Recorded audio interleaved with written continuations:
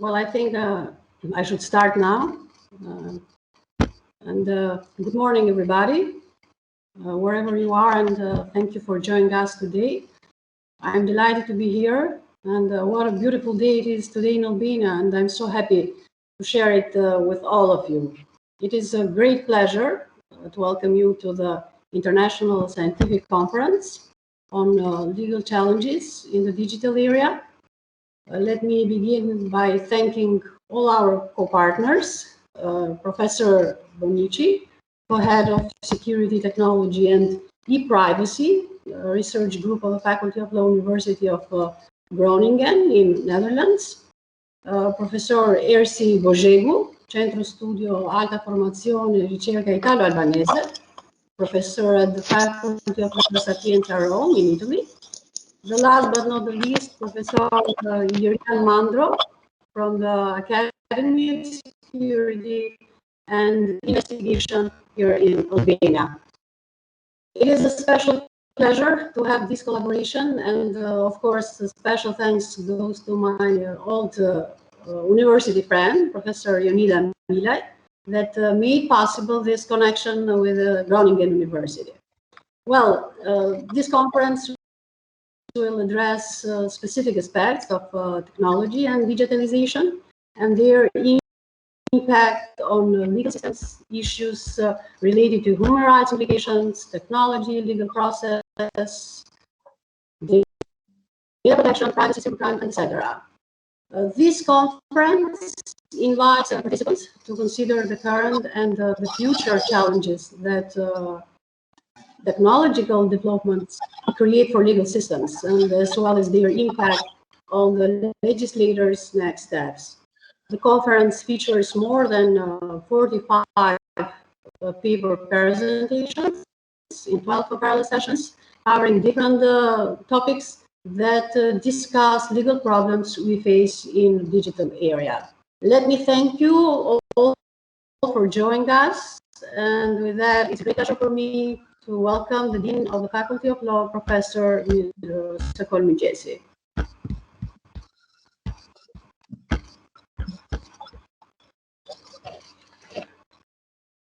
Professor Mëngjesi? Can you hear me now? Oh, yeah. Yes. Thank you very much, Dorina. Greetings to all. I would like to thank each and every one of you for your presence and attendance to this conference. A special thank you goes to our collaborators. I would like also to thank all the members of the panel department, the chief of the panel department, and the organization committee who meet all the challenges and the difficulties that this past year has brought upon us. They have tirelessly worked and made possible that we can all gather here today. With that said, the Faculty of Law is determined to its mission and will continue to deliver to all the responsibility and commitments that they have set. This conference entails of very valuable and interesting articles, and I have very high hopes that will add a lot of value and to the scope of this conference. I wish all the participants the best and much success with their presentations. I also wish that this conference goes smoothly and is available to everyone as it is to us. Thank you very much. Thank you, Professor Mëngjesi. Now I'm honored to welcome for the keynote lectures Professor Bonnici and Understanding Legal Responses to Digital Transformation. The floor is for you, Professor Bonnici. Thank you very much, and I'm very honored to be here, and I'm very proud of our collaboration in organizing this conference, and actually thank all of you who have put in so much effort. Of course, we see primarily the effort of our esteemed colleague Jonida, who we're very happy to have as our colleague. We feel we've taken her from you, from Albania, but we're very proud to have her with us. But I know that with her, you had a great team of people preparing for this conference. allow me 2 seconds to figure out the technology and share a PowerPoint that I prepared for this session, and I hope that I will not take too much to be able to do this. Give me 1 second. Let's see. Is the presentation visible to everybody? Yes. Okay. Thank you very much for. Now I realize that I'm not seeing you immediately because I'm seeing the presentation, but I will put the presentation away very soon, I hope, so that we can have a conversation after my short. Well, I think every professor says they will speak short, but then take forever. I will try to keep to being short. We are surrounded by technology. I don't need to tell you this, right?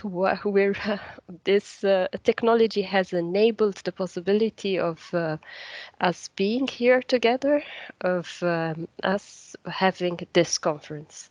So whether it's on our laptop, whether it's on our phones, whether it's our smart toothbrush, whether it's we are surrounded constantly by technology, and we think of technology in our immediate surroundings, of course, because this is the reality we are living in right now. But think of all aspects of life, including agriculture, where technology is now more and more the drive in agriculture, where a tractor is no longer a tractor. It's a tractor with a very developed computer on board. It collects data. It determines when to put seeds in the ground. It collaborates with the drone above, as in this picture, to take pictures to identify the lines that are being followed in the field. So technology now surrounds us from every aspect, whether it's at home, whether it's on the streets with all the cameras, everywhere. You get the picture. I don't need to repeat that we are surrounded by technology. And of course, as lawyers, this we are surrounded by technology means how does law deal with this? And technology and law is now a long-going debate. I put here one of the articles that have inspired me over the years by Lyria Bennett Moses on how to think about law, how to think about regulation, how to think about technology and the combination of these. And how have we reacted, right? How has law reacted to technology?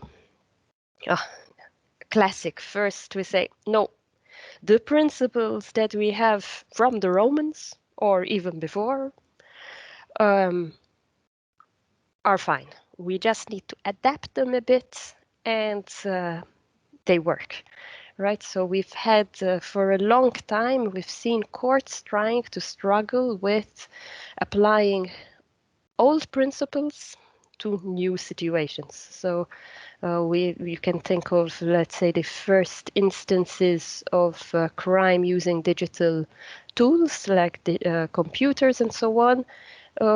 We didn't have new criminal law principles, so we used the classic principles of theft and then started to say, yeah, but can you actually steal information from a computer? It's not tangible, so can you steal it or not? So yeah, we said, okay, old principles for new situations, but we also met with limitations for this. So we said, no, we need new principles. And we used new principles to respond to these new demands. So we can think of, I'll continue with this crime theme for a little bit. So you can think of the Cybercrime Convention or think of the clauses in the national criminal codes for dealing with crimes that take place with different forms of technologies, originally with computers in the strict, in the original way, and then with networks, and now with on the cloud, etc. So how did law respond to this being surrounded by technology? Is a combination of thinking of old principles, introduction of new principles, and we can think of and I looked at, for example, the presentations that we have in the coming today and tomorrow. You can think of how we've looked at the principles in human rights and tried to see, can we use these principles, we can call them old, but okay, the principles we're familiar with, and is a human right as we know it also a human rights in the same way in the digital context? So is freedom of expression and the right to private life the same when we transfer it to the situations of technology, whether when we're watched by cameras, whether when we're do we still have an entitlement to private life as we had in when we thought of these principles before? So this is how law has been, struggling a little bit. And you have then these phrases of, the law can't manage, law is always behind. But in reality, law is trying to respond. It's responding through what it knows and developing new principles. And also by exploring broader theories of regulation. Those of you who have followed, for example, Code is Law by Lawrence Lessig in 2000 or 1998. He started, that already sounds like, so many years ago, right? But there is a broadening in this perspective of how do we regulate? Is it law in legislation? Or do we have other forms of how we regulate the behavior? And how would we like to regulate behavior now that we have so much technology surrounding us? So we've moved on to not only law, right, but thinking of how markets influence how we behave, how all these network relations, and that we do things now in groups that we didn't necessarily connect with before, and the whole architecture of technology that determines how we behave with it. And this led to more discussions of, so how should law be? These new principles,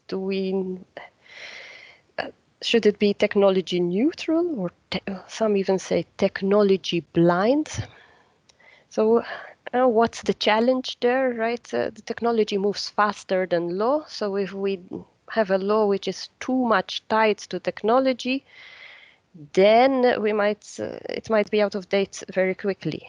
But think of legislation that has been evolving in some European countries, for example, to control blockchain, or control or regulate, or to allow the use of blockchain and other new developments.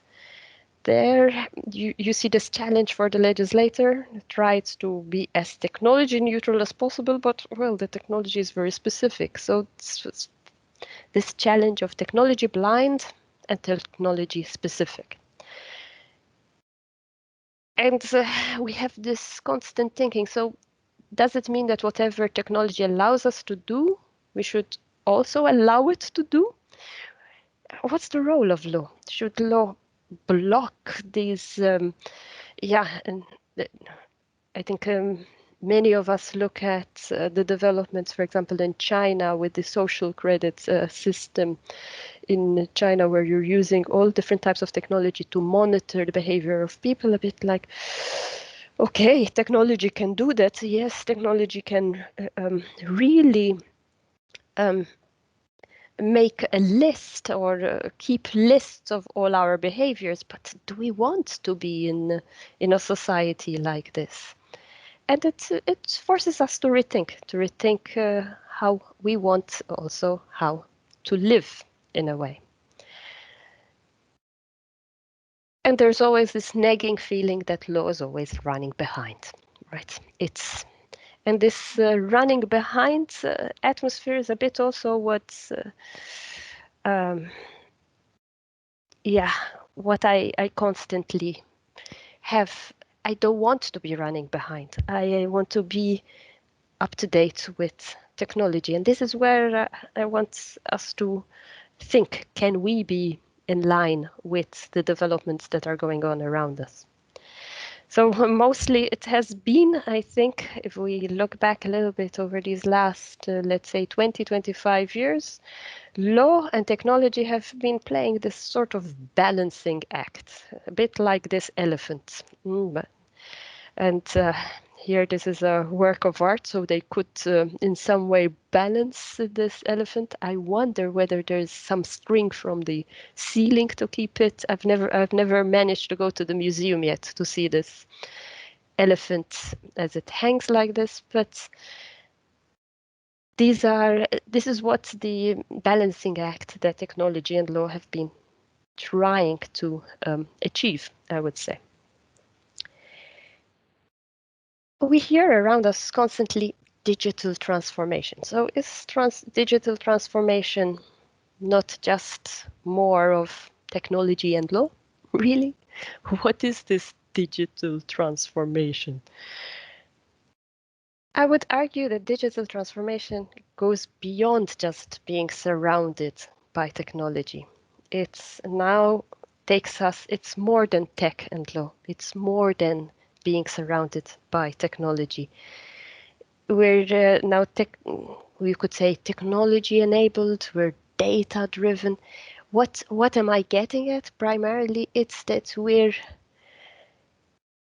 transforming the processes that we're used to into completely different processes. Processes that until now would not have ever thought of being digital are, or even inspired by digital, are taken over completely in the digital space. To take, one of the things that fascinates me is how we have built platforms for everything, right? Platforms for carriers of food, platforms for anything you think about. Now we've changed the way we use services, the way we access information, the way we actually work. Where this digital transformation is a process of changing the world as we know it into a really one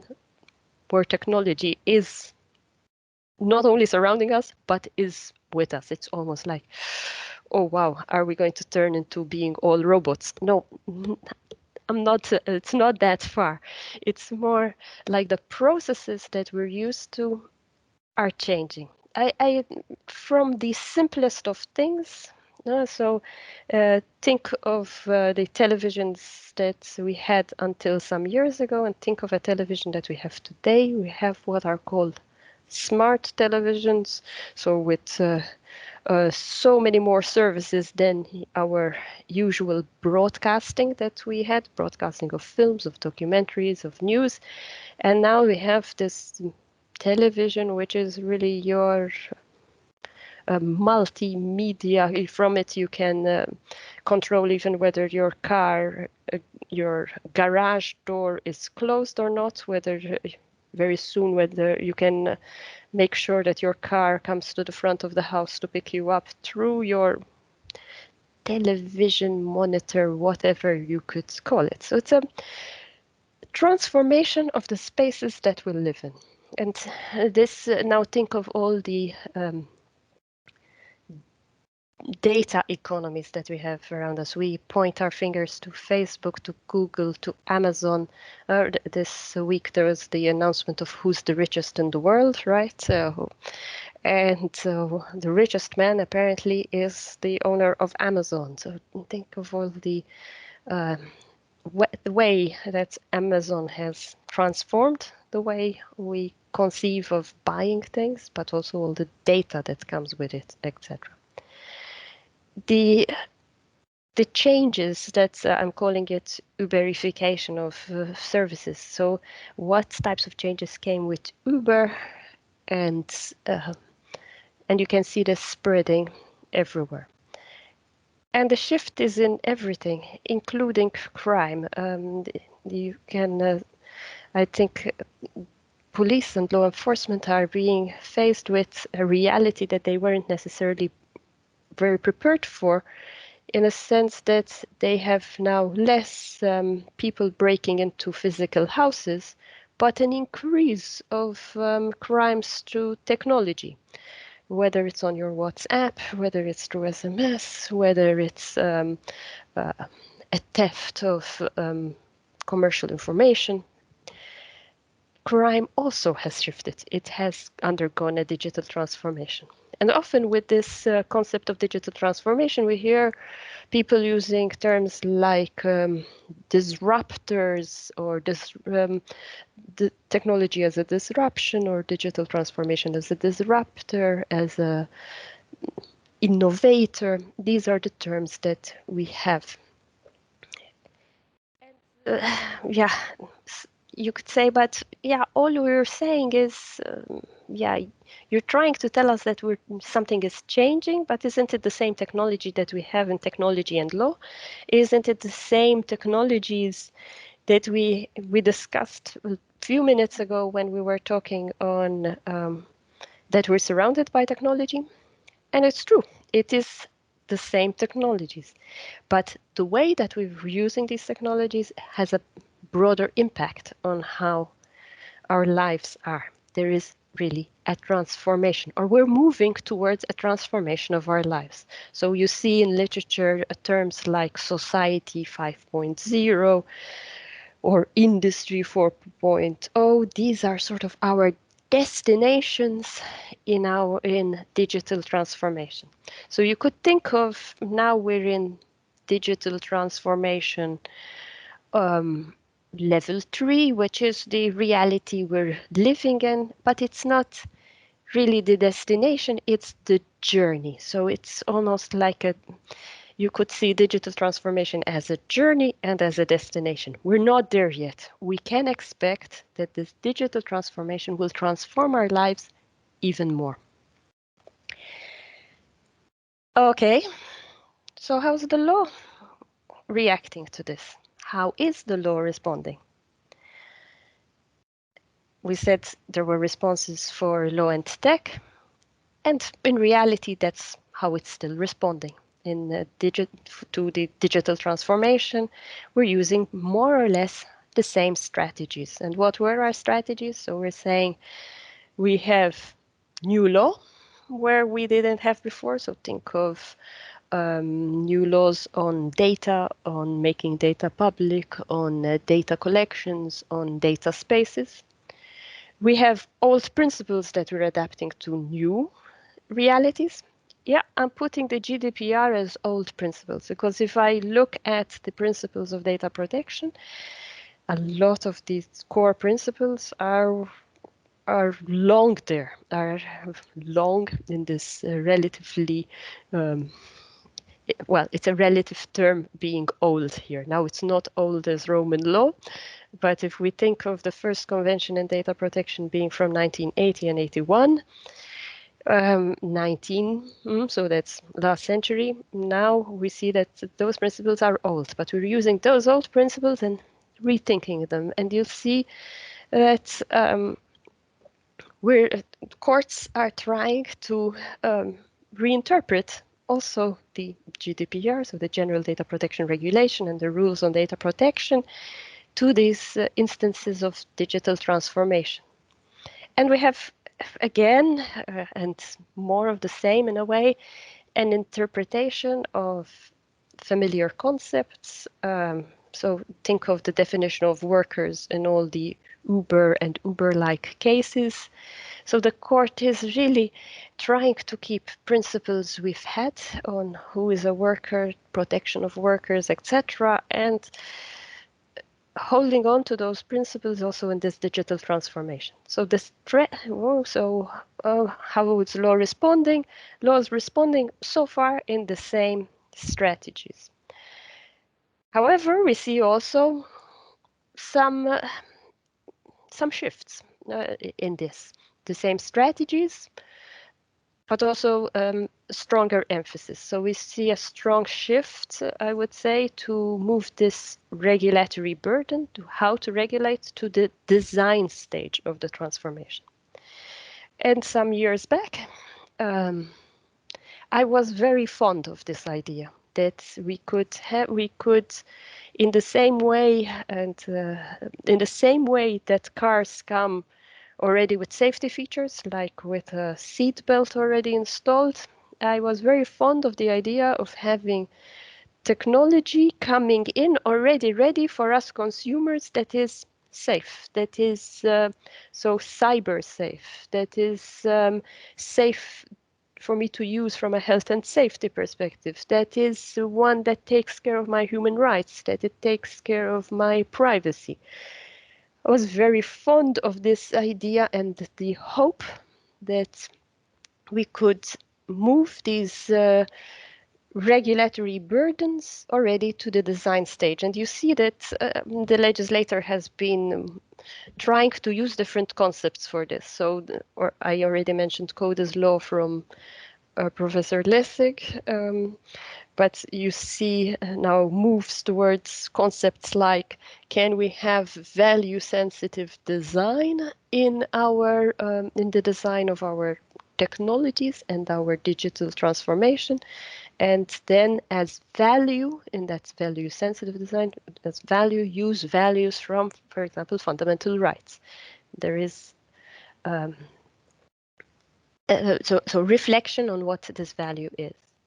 You see terms like compliance by design or compliance through the design. So there we have an assumption that we have a legal framework and that we can use immediately the design of the technology or the technological process that we're doing already to be in line, in compliance, that is, with the law.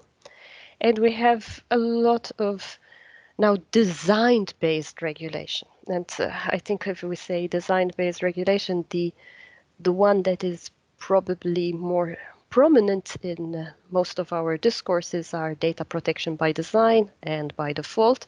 So taking in the principles from the GDPR, for example, into the design process of technology and the digital transformation.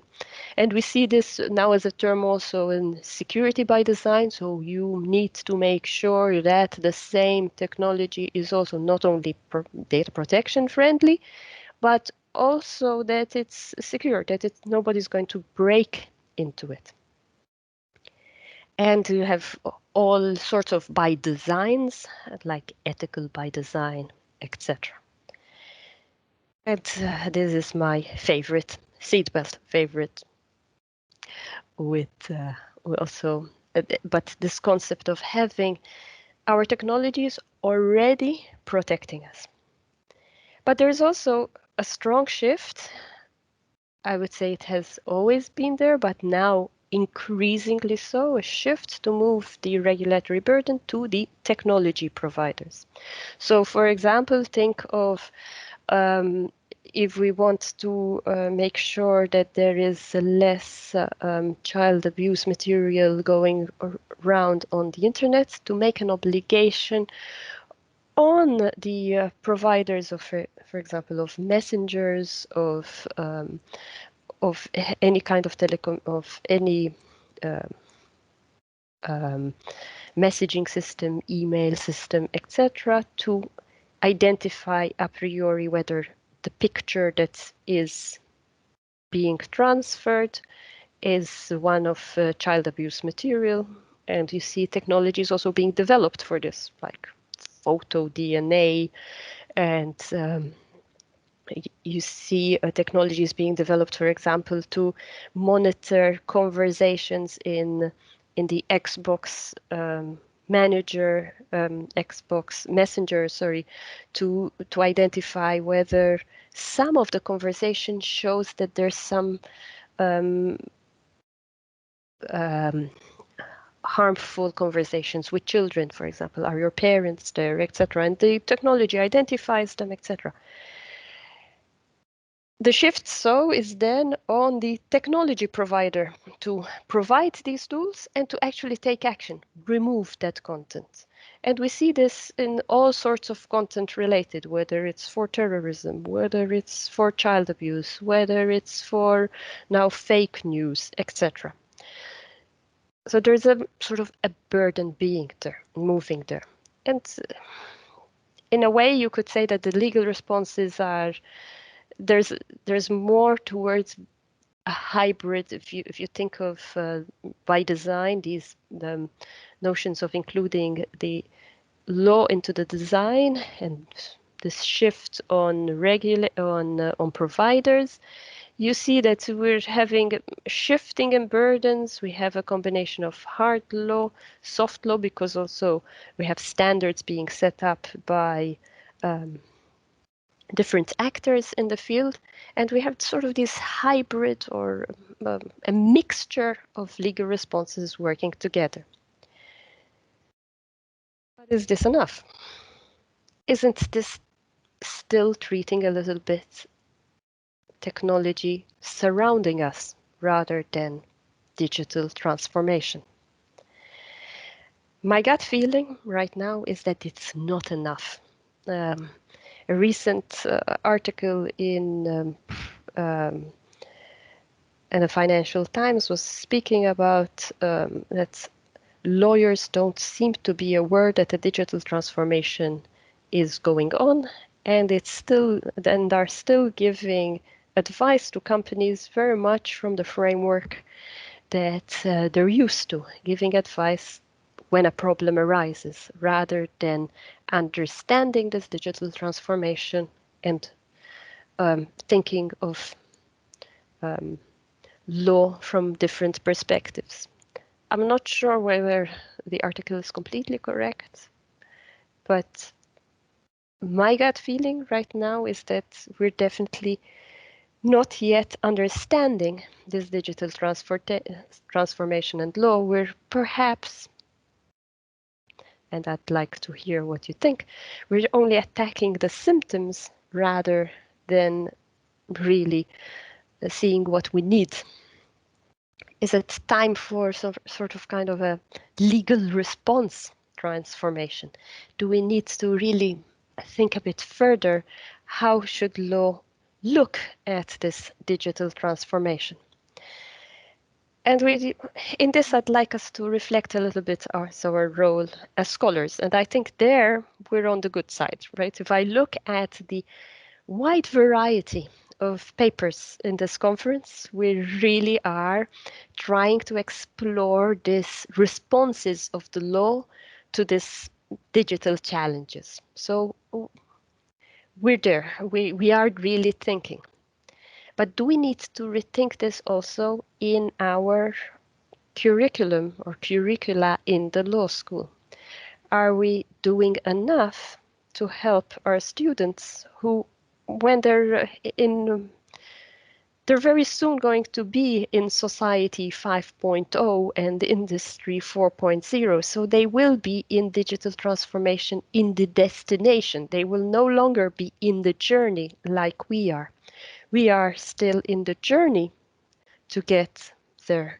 So we're looking at the legal responses throughout this journey, but what skills do our students need when they're really in the digital transformation as a destination?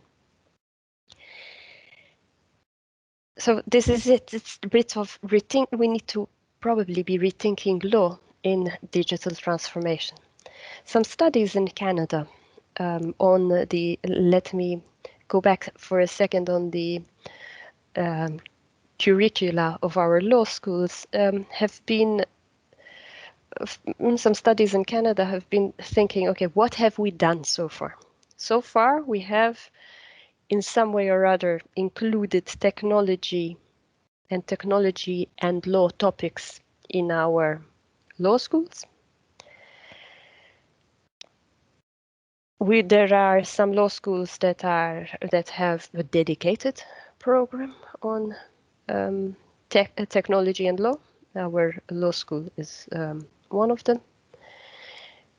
But there are very little programs that already think of, if we're shifting, for example, this burden towards the design of the technology, then we cannot expect, if we do not teach it, if we do not educate a new generation, we cannot expect that a technology developer can take in this regulation into the design of the technology, into the design of this digital reality, if we have not taken that into consideration in our education program.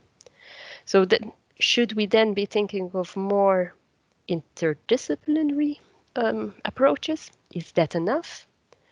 Or should we really be thinking of having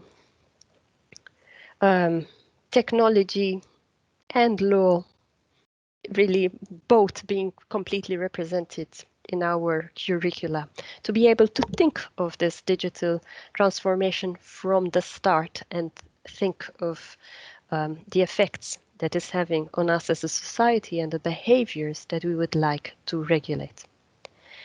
As you see, I have more questions than I have answers so far, but I have some suggestions. Here I would say we need to understand this transformation. To be able to understand it, we need to be educated better in this transformation. Us as scholars and us in our responsibility to help our students understand this transformation.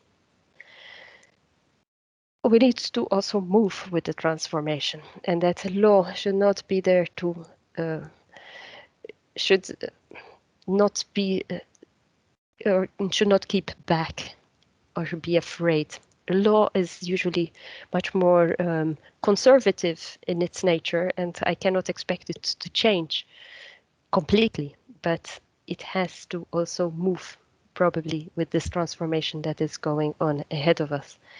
And we need to, I say, concert it. So these hybrid legal responses that right now seem to be coming a bit mushrooming out of everywhere, that we have a more holistic approach on how to create these synergies between different ways of regulation and regulating what we need in this digital transformation.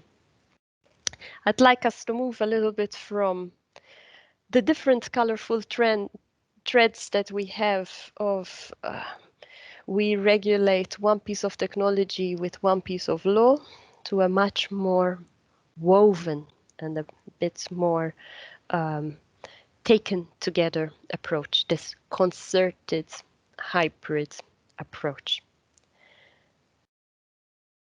I think it's time to move beyond what we have right now in our responses to this legal transformation, to this digital transformation, to move to a legal transformation that is meeting the challenges of society 5.0 and industry 4.0. Thank you.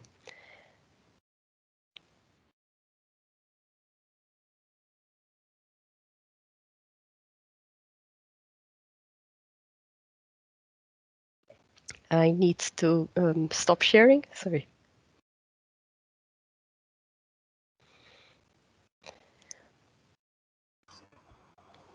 Thank you, Professor Bonnici.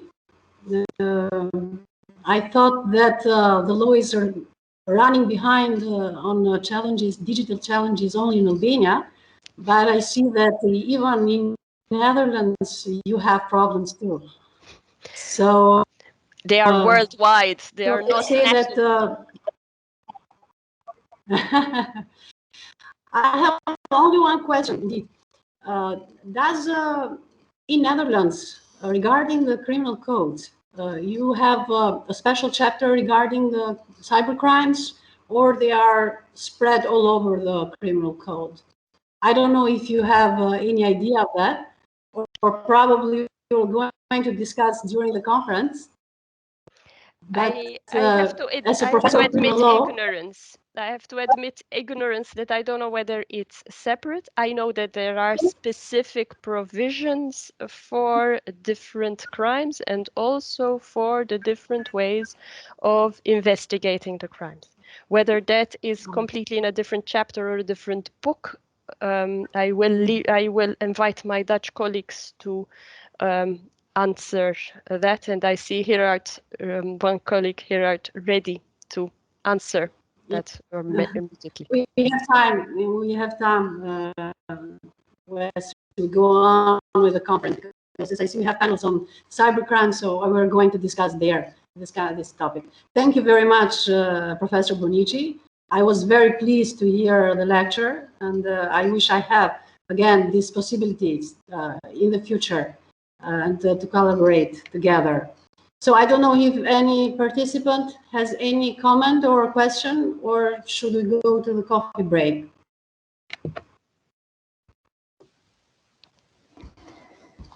I have one question, if possible. Yeah.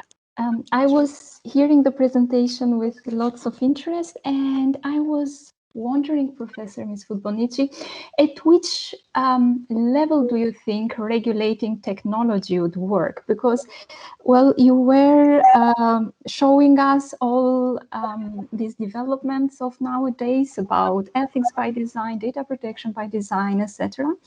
But in a way, it looks like we are going more into ethics washing, data protection by design washing. It's more the big techs, the ones that are the first one to shout that we protect data, that ethics are very important for us, etc.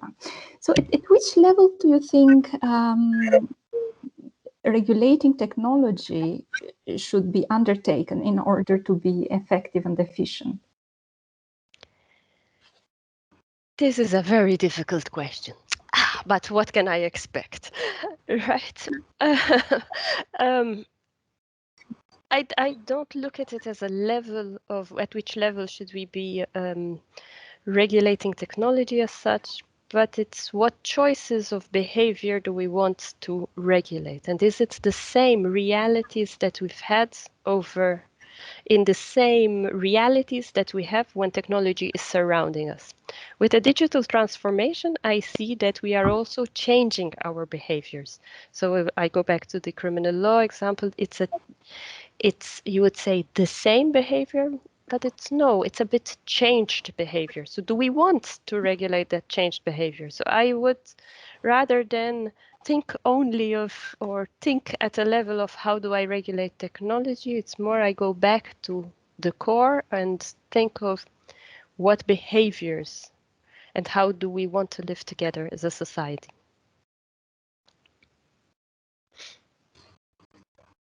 Thank you. Thank you, Professor.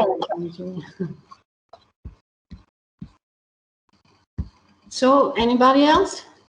Any question, or should we I go to the see coffee? Dr. Mandora Hovica was raising her hand. I think I'm getting the hint that people want to go for a coffee break. Go ahead. Very, very quickly, my usual pushback, Jeanne. Okay, so first, I think we agree on that law is always responsive. And I recall when I was studying law, I had a conversation with, because I also have the feeling for law to be on time, right?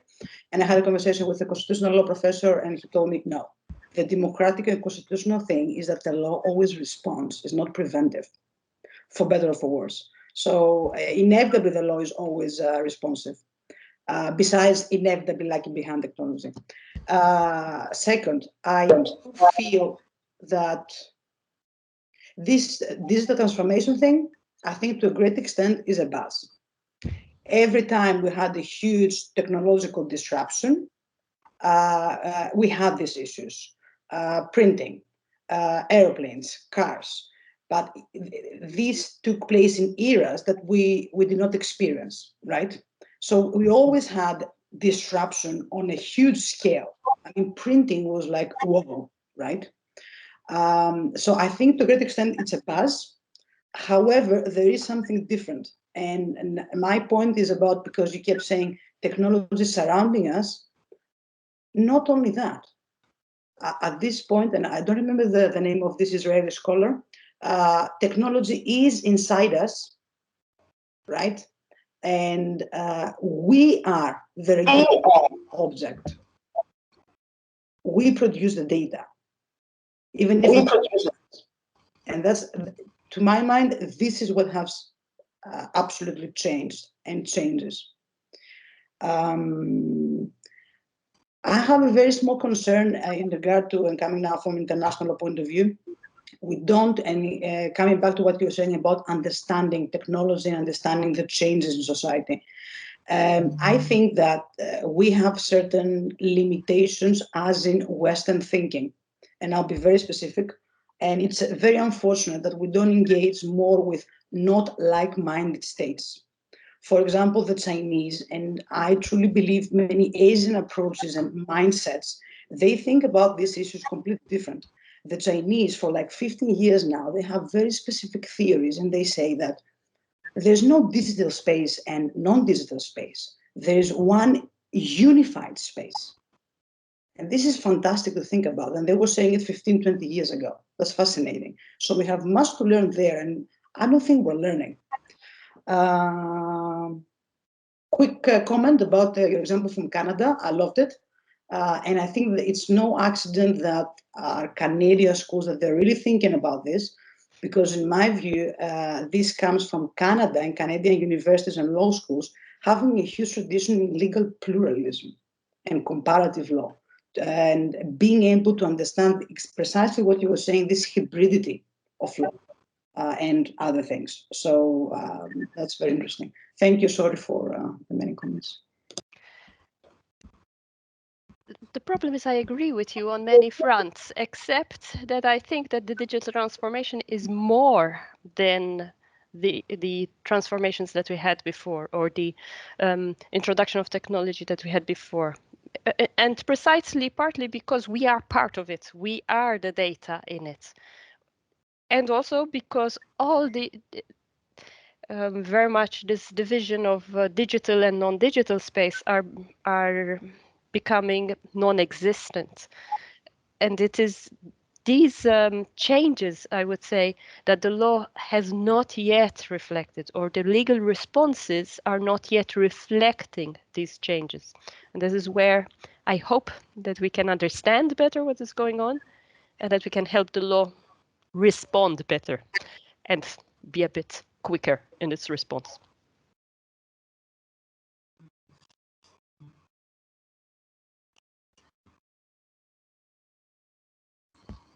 Thank you, Professor Bruno. Well, any other comment?